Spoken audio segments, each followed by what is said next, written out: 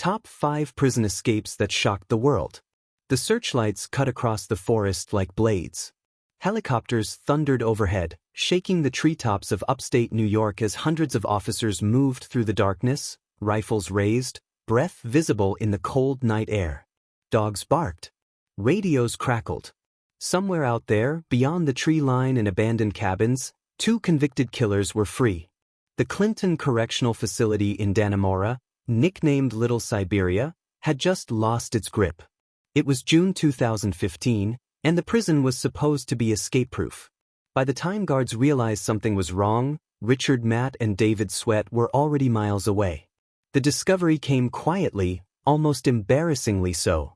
During a routine early morning count, officers approached the cells. Matt's bed was neatly made. Sweat's blanket was folded just right.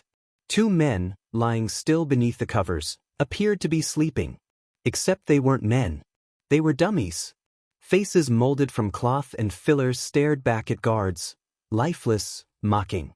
Panic followed instantly. Doors slammed. Sirens erupted. The prison went into lockdown. 2 inmates convicted of violent crimes had vanished from one of the most secure prisons in America. And no one knew how. Clinton Correctional Facility sat in a remote corner of New York, surrounded by dense woods, freezing winters, and a town built around the prison itself. Guards lived nearby. Families trusted the walls. The idea that someone could simply walk out felt impossible. Yet the evidence was undeniable.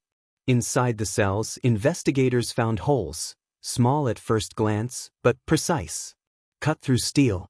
Dug through concrete. Hidden behind posters and personal items. The kind of work that didn't happen overnight. This wasn't desperation. This was planning. As the prison was sealed and the manhunt expanded, the story deepened. Tools were missing. Power tools. Industrial-grade equipment that inmates should never have touched. Someone had helped them.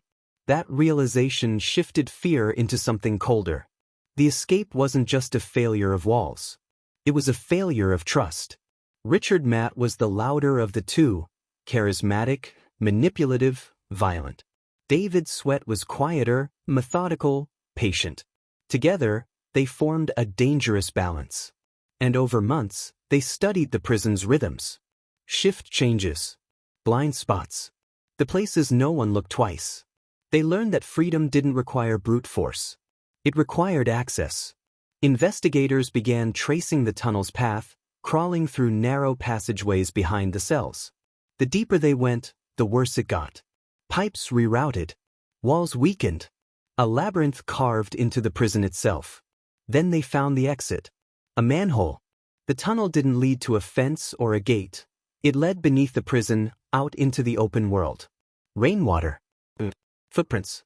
The prison hadn't been breached. It had been hollowed out. As the manhunt intensified, residents were warned to stay inside. Schools closed. Roads were blocked. Every farmhouse and hunting cabin became a potential hiding place. The forest turned from backdrop to threat. Matt and Sweat were believed to be armed. The longer they stayed free, the more dangerous the situation became. Meanwhile, investigators uncovered the final piece of the puzzle. A civilian employee. A woman who worked inside the prison shop. She had access. She had trust. And she had been smuggling in tools, saws, drill bits, supplies, piece by piece. The escape hadn't just been inspired by movies. It had been enabled by reality. Her name surfaced quietly at first, then loudly. Text messages. Meetings. Promises. The line between manipulation and complicity blurred fast. What began as assistance spiraled into something far darker. By now, the nation was watching. How could this happen in 2015? How could 2 men tunnel out of a modern prison without detection? How many warnings had been ignored? How many shortcuts taken? The answers were buried deep in complacency. As days passed, tension escalated. Tips poured in. Sightings were reported and dismissed. Each false lead drained resources and raised the stakes. Officers slept in shifts. The forest never went quiet. Then came the break. A cabin. A footprint. A trail that wasn't supposed to be there. Law enforcement closed in. But just as it seemed the escape was ending, the truth took a darker turn. The two men were no longer together. Something had gone wrong. And when authorities finally caught up to one of them, the discovery would prove that this escape wasn't just about breaking out of prison, it was about how quickly everything could spiral out of control. Because when they opened the trail deeper into the woods, they realized only one man was still running. The forest didn't care who you were. As dawn broke over the Adirondacks, mist clung to the trees and swallowed sound. Boots sank into damp soil. Radios whispered coordinates that blurred together. Every snapped branch felt like movement. Every shadow looked like a man who shouldn't be free. The search had become massive: state police, local deputies, federal agents, tactical teams. Roadblocks choked the narrow highways leading in and out of Dannemora.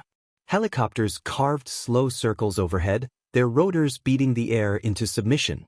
Dogs pulled handlers through brush so thick it tore at sleeves and skin. Inside the prison, the story kept getting worse. Investigators reconstructed the escape minute by minute. Matt and Sweat had worked at night, cutting through steel with tools smuggled in piece by piece. They had practiced silence. They had learned where noise disappeared into machinery hum. They had mapped the walls better than the people paid to guard them. The tunnel wasn't crude. It was deliberate. Behind the cells, the passage widened into a hidden corridor where pipes ran like veins. From there, the men navigated maintenance routes no inmate should have known existed. The prison hadn't just overlooked the digging, it had overlooked itself. The woman who helped them became unavoidable. Messages showed months of contact. Requests disguised as favors. Flattery turning into dependency. Tools wrapped to look harmless. The prison's safeguards collapsed not because they were weak, but because they were human. That truth spread fast, and it poisoned trust. Guards were questioned. Supervisors reassigned. Every employee became a potential liability. The prison locked down harder than it ever had before, but it didn't matter. The damage was done.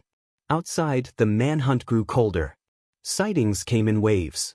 A man near a riverbank. A figure crossing a dirt road. Each report launched teams racing into terrain that swallowed certainty. Hours passed. Nothing. Then came the first real sign. A trail of wrappers. Food stolen from a hunting cabin. Footprints leading toward a clearing. Dogs picked up a scent that twisted and doubled back, as if the men were testing pursuit. They were experienced now. They had learned what freedom cost. But something had changed. Investigators noticed the spacing between signs. The rhythm. One set of footprints began to lag. Another cut wider arcs, scouting ahead. The two men weren't moving as one anymore. They were splitting. The decision was dangerous and telling. Together, they could plan.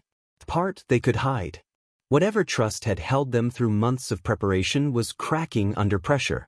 A week into the search, the pressure exploded. A report came in from a remote road near a hunting area. A man matching one escapee's description had been seen carrying a rifle. Tactical units flooded the zone. Residents were ordered to shelter. The forest fell silent again. Then the gunshots. Final. Officers moved in cautiously, weapons raised, expecting resistance. What they found ended one half of the escape and reframed the rest. Richard Matt lay dead. He had been shot by law enforcement after refusing to surrender. The man who talked big, who pushed risk, who believed control could be maintained through force. His run was over. The announcement rippled through the task force like a cold wind. One down. One still out there. David Sweat had vanished into the woods alone. The danger didn't ease. It sharpened. Sweat was the planner. The quieter one. The man who cut steel patiently night after night. If Matt was the engine, Sweat was the map. And now he had every reason to keep running. The strategy shifted. Roadblocks tightened. Perimeters narrowed. Surveillance increased around homes, barns, and abandoned structures. Teams studied Sweat's history, looking for habits. He had grown up around similar terrain. He understood how to move unseen. And he had one advantage left. Days passed with no confirmed sightings. The forest seemed to absorb him. Officers slept in shifts, eyes burning, nerves stretched thin. Every rustle felt personal. Every hour without progress fed the fear that he had slipped through. Inside command centers, maps filled with markings. Probabilities replaced certainty. The question wasn't where he was, it was how long he could survive. Then a mistake broke the silence. A vehicle reported suspicious activity. A man seen near a road, moving strangely, limping. Dogs picked up a scent again, stronger this time, leading toward a small town. The net tightened.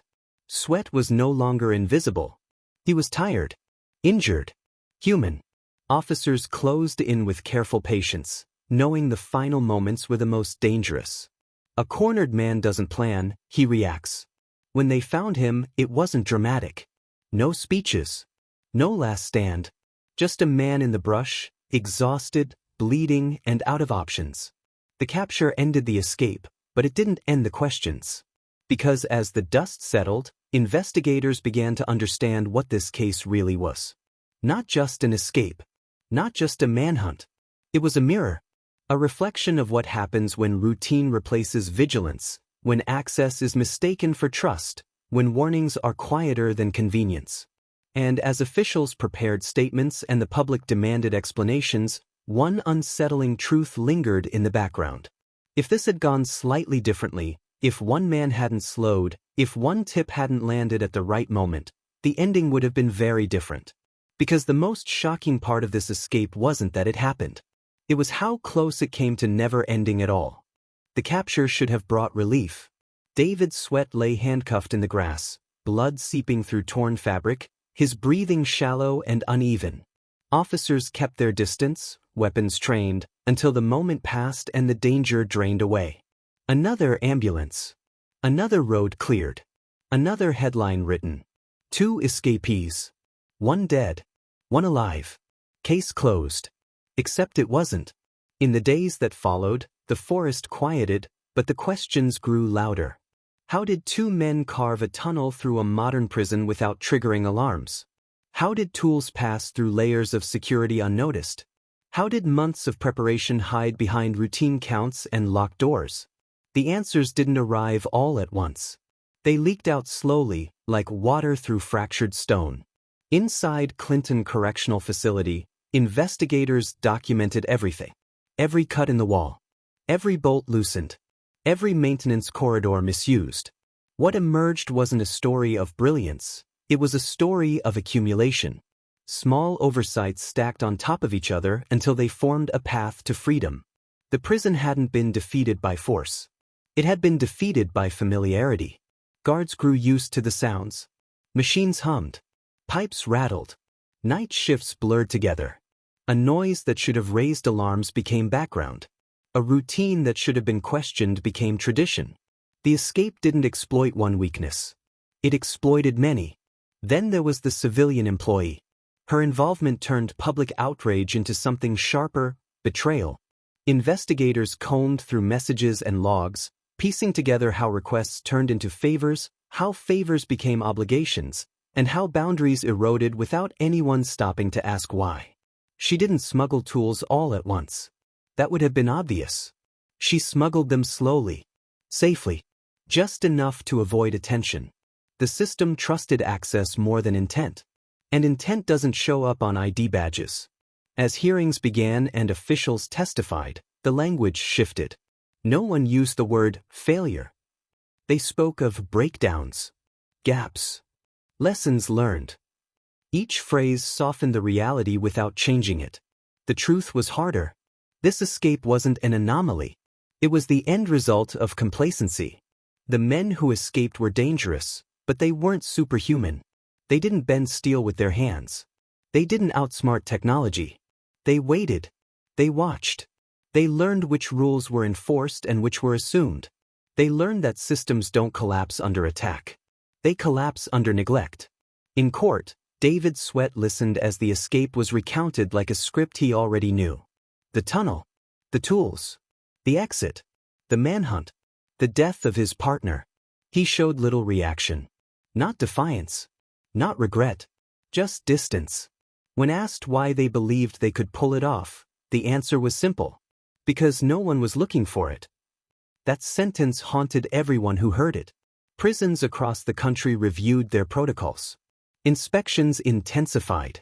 Walls were reinforced. Tools accounted for. Training updated. But reforms always arrive after damage is done. They answer the last disaster, not the next one. And the next one never looks the same. The public remembered the manhunt, the helicopters, the roadblocks, the fear. What faded faster was the quiet part.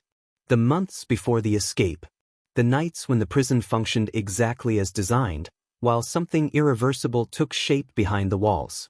The most unsettling details surfaced near the end of the investigation. Inmates had noticed the digging long before the escape. Rumors had circulated. Whispers passed cell to cell. But nothing moved upward fast enough to matter. Complaints were vague. Tips incomplete. No one wanted to be wrong. Silence once again did the work. The escape shocked the world because it shattered an assumption that modern prisons are too advanced to fail quietly. But the lesson wasn't about tunnels or tools. It was about attention. About how danger doesn't announce itself. About how systems built to contain risk often overlook the slow, patient threats growing inside them. Richard Matt believed force would finish the escape. It didn't. David Sweat believed discipline would carry him through. It almost did. What stopped them wasn't a wall. It was exhaustion. Just a single step out of rhythm. The escape became history, taught in training rooms and documentaries, framed as a warning. But warnings only work when they're remembered. And memory is short. As Clinton Correctional Facility returned to routine, the walls stood taller, the rules stricter, the confidence restored. On paper, the breach was sealed. But the cracks they left behind weren't just physical. They were psychological. Because the most dangerous question this escape raised has no comfortable answer. If two men could walk out of a prison designed to hold them forever, how many other systems are holding together only because no one has tested them yet? If this story stayed with you, it's because the real shock wasn't the escape. It was how ordinary everything looked until the moment it wasn't. Before this story locks you in like the walls they broke through, hit subscribe, drop a like, and comment below. Because what happened here should never have been possible.